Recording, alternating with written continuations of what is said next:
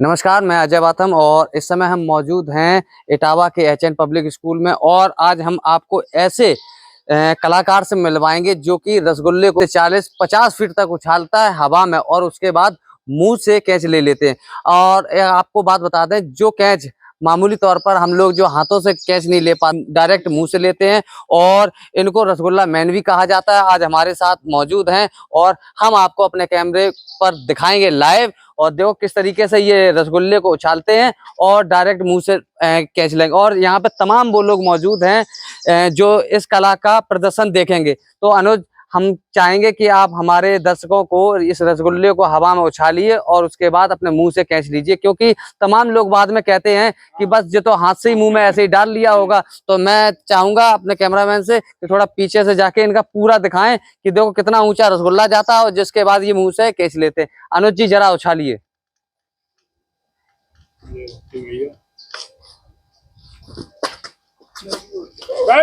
बहुत शानदार रसगुल्ला करीब 30 से 40 फीट गया ऊपर। उसके बाद अनुज ने मुंह से कैच लिया है और भले ही आधा रसगुल्ला फूट के गिर गया, लेकिन अब इसी को दोबारा एक बार प्रदर्शन करके दिखाएंगे, क्योंकि कई बार कहते हैं कि एक तुक्के में चला गया। तुक्का नहीं, ये क्या है वो दिखाएंगे। अनुज, एक बार फिर से पुनः। बहुत शानदार, मतलब सामने सूरज होने के बावजूद भी इन्होंने उस कैच को कितने आसानी से ले लिया। सामने सूरज है, सूरज के बाद अनुज ने कैच ले लिया। अनुज से अब हम बात करेंगे कि अनुज, इस प्रतिभा को कितने समय से आप इस कला का प्रयोग कर रहे हो, आज इस कला का हम दे पाए हैं? पानी पी में से इस कला का आप सीख रहे हैं और जिसके बाद आपने इंडिया गॉट टैलेंट वगैरह तमाम मंचों पे प्रदर्शन जो समाजवादी जैसे अखिलेश यादव हैं लखनऊ में, वहां भी इस कला को उन्होंने दिखाया है। और किस तरीके से ये कहाँ आपने किया है? जी सर, मैंने ये कई बड़े प्लेटफॉर्म पे किया है। मुझे दिल्ली में शोभना अवार्ड से भी नवाजा जा चुका है और अपने इटावा टैलेंट महोत्सव में भी किया है। मुझे इटावा टैलेंट महोत्सव में विशेष पुरस्कार से सम्मानित किया गया था। और मुझे इंडियाज़ गॉट टैलेंट में भी मैं जा चुका हूँ। मुंबई में मैंने परफॉर्मेंस किया है। जो इंडियाज़ गॉट टैलेंट के जज थे अभिनेत्री मलाइका अरोड़ा, डायरेक्टर करण जौहर और किरण खेर मैम के सामने मैंने मुंबई में परफॉर्मेंस किया है। और मुझे जब अखिलेश भैया जी को पता चला कि इटावा में कोई ऐसा हुनर है, कोई टैलेंट है, तो उन्होंने मुझे स्पेशल कॉल करके लखनऊ बुलाया और फिर उन्होंने मेरा टैलेंट को देखा। तो मुझे फिर वहाँ पे मैंने समाजवादी पार्टी कार्यालय लखनऊ में भी अपना कार्यक्रम किया है। माननीय नेताजी के जन्मदिन पे मुझे 22 नवंबर 2017 को मैंने माननीय नेताजी के जन्मदिन पे लखनऊ में भी ये कार्यक्रम किया था। और उसके बाद मैंने दिल्ली में किया है, DTU यूनिवर्सिटी में मैंने दिल्ली में किया है, कानपुर लाजपत भवन में किया है, लखनऊ, कई जगह, कई शहरों में मैं अपना कार्यक्रम कर चुका हूँ सर। तो अब इस क्या आप अपने जो कला प्रदर्शन करते हो, क्या आपने और लोगों में भी इसको बांटना चाहेंगे? बिल्कुल, जो बच्चे इच्छुक हैं, जो सीखना चाहते हैं, तो उन बच्चों को मैं सिखाने के लिए तैयार हूँ।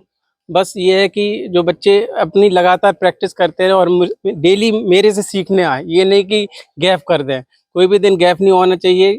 भले ही 10 मिनट करो, लेकिन करना रोज़ है, पर डे करना है। प्रैक्टिस यही है कि यही कहती है भले ही कम करो लेकिन करना डेली है।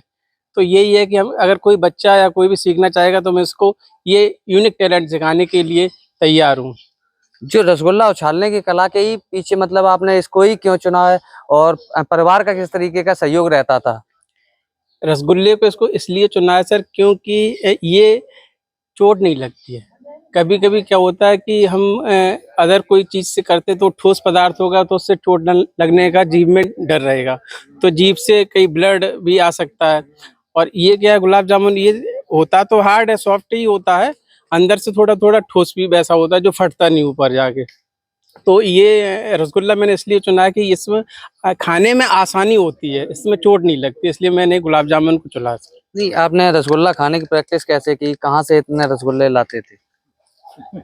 अब कहानी तो बड़ी है सर, लेकिन बताना वही तो मैं चाहूंगा, हाँ, पूरे दर्शकों को बताइए हमारे। बिल्कुल बिल्कुल, मैं बताना चाहूंगा कि जब मैं छोटा था तो क्या है कि शादियों में जाया करता था, तो चुपचाप मैंने घर पे किसी को बताते नहीं थे, जहाँ भी शादी होती थी चुपचाप अपने पॉलीथिन में रसगुल्ले डाल लेते 10-15 दिन।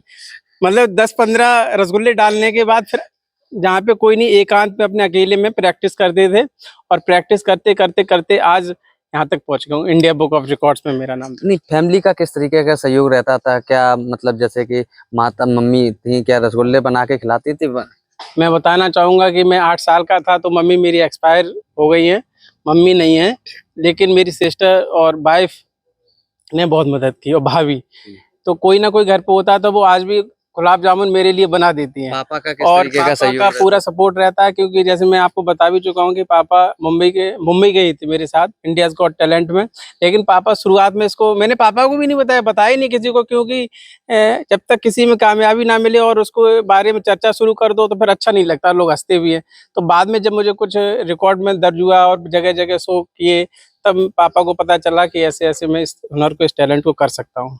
यहाँ हमारे साथ तमाम लोग हैं और जो कि अनुज का उत्साहवर्धन कर रहे हैं और काफी सहयोग किया है इन्होंने। ये आज यहाँ कार्यक्रम रखा गया था एचएन पब्लिक स्कूल में, जहाँ इनका सम्मान किया गया था, सम्मान समारोह भी था। हमारे साथ और भी लोग हैं, हम उनसे भी बात करेंगे। हमारे साथ संजीव जी हैं जो शिक्षक संघ के महामंत्री भी हैं, और उनसे बात करेंगे कि ऐसी कला को मतलब और बच्चों में पहुंचे, तो इसके लिए क्या कहेंगे? इसके लिए सबसे पहले तो मुझे लगता है कि सरकार को ये संज्ञान में लेना चाहिए कि जो हमारे बच्चे, जो खिलाड़ी, जो लोग इस ओर प्रतिभावान हैं किसी भी क्षेत्र में, उन्हें आर्थिक रूप से मदद करनी चाहिए, उन्हें रोजगार देना चाहिए, नौकरी देना चाहिए। सबसे पहले तो मुझे ये लगता है। तो मतलब किस तरीके से, मतलब जो है अनुज को, और पहले और भी सरकारें रही, उन्होंने खिलाड़ियों को उत्साहवर्धन के लिए उनको सम्मानित किया, या इस तरीके से कोई मेडल दिए गए, या है ना? तो उस तरीके से इनके लिए क्या मांग करेंगे सरकार? आप समझिए कि जब क्रिकेट शुरू हुआ था तो इंग्लैंड में तब भी लोग कहते हैं कि डंडे से बॉल मारते थे तो लोग हंसते थे। तो आज अगर इनके रसगुल्ला ऊपर उछालने पे, खाने पे लोग हंसते हैं, तो आगे चल के ये भी एक मतलब खेल हो सकता है, प्रतिभा हो सकती है। इन्होंने अभ्यास किया, अनुभव बहुत अभ्यास किया, इसके लिए बहुत मानसिक रूप से तैयार रहना होता है। तो मुझे लगता है सरकार को मदद करे और बच्चों को भी आगे आना चाहिए। जो प्रतिभा उनमें है, किसी में खेल में प्रतिभा है, किसी कला में, संस्कृति में, किसी क्षेत्र में यदि बच्चा आगे बढ़ रहा है तो उसको, प्रतिभावान है तो उसे आगे बढ़ाना चाहिए। इस स्कूल के हमारे साथ प्रबंधक जी हैं, उनसे भी हम बात करेंगे। आज उनका सम्मान समारोह कार्यक्रम रखा गया था, क्या कुछ कहेंगे अनुज जी के लिए? दोस्त, मैं अनुज के लिए बहुत बहुत बधाई, बहुत बहुत शुभकामनाएं, और सरकार से भी आग्रह करूंगा कि इस तरह के जो कार्यक्रम, नया कार्यक्रम है ये, मुझे लगता है इंडिया में ये मैंने तो पहली बार देखा है, ये नया कार्यक्रम रसगुल्ला, और इतनी ऊंचाई से और मुंह में कैच कर लेना बहुत बड़ी बात है। सरकार को इस पर ध्यान देना चाहिए, सरकार को इसमें आर्थिक मदद करनी चाहिए, और समाज के लोगों को भी सीखना चाहिए। जो बच्चे इस तरह के कार्यक्रम करें, इनसे जुड़ें, और सरकार भी इनकी मदद करे, और ये मदद करने के लिए पूरे तैयार हैं। बहुत हमारे साथ इस समय अनुज के पिताजी हैं जो कि पुलिस से रिटायर हैं और एसआई के पद पर रहे हैं। उनसे हम बात करेंगे किस तरीके का बेटे का जो कला जो प्रदर्शन कर रहे हैं उसको किस तरीके से देख रहे हैं।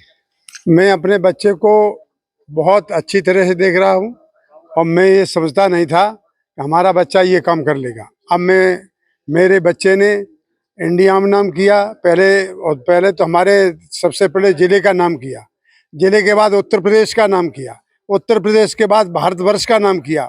मैं चाहते मेरा बच्चा और आगे बढ़े, और मैं सरकार से चाहते हैं, मेरी स्थिति ज़्यादा न हो गई वैसी है, लिहाजा मैं सरकार से चाहते हमारे बच्चों को कहीं न कहीं एडजस्टमेंट करे और कहीं न कहीं इसको आर्थिक मदद करे। बिल्कुल, जिस तरीके से उनके पिताजी ने कहा है कि सरकार को कहीं ना कहीं हमारे ऊपर नज़र रखनी चाहिए, इस कला को ऊपर हम और ऐसे निखारें जिससे कि और मनोबल बढ़े जो भी इससे, क्योंकि और भी इस कला को जब सीखेंगे लोग तो और तमाम ऐसे इटावा जनपद में तमाम ऐसे प्रतिभाशाली हैं जो कि उनके अंदर भी तमाम कलाएं हैं।